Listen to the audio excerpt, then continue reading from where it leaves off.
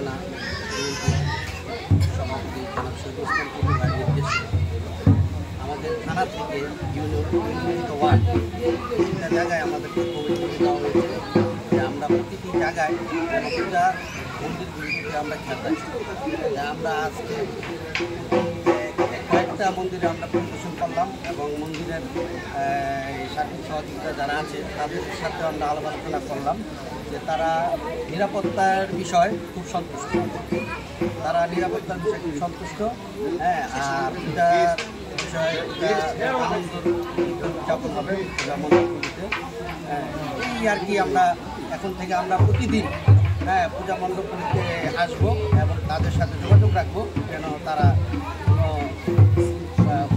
না হয় এবং শৃঙ্খলা বজায় রেখে পূজাগুলি শেষ করতে পারে সে আমরা সবসময় নজর রাখবো।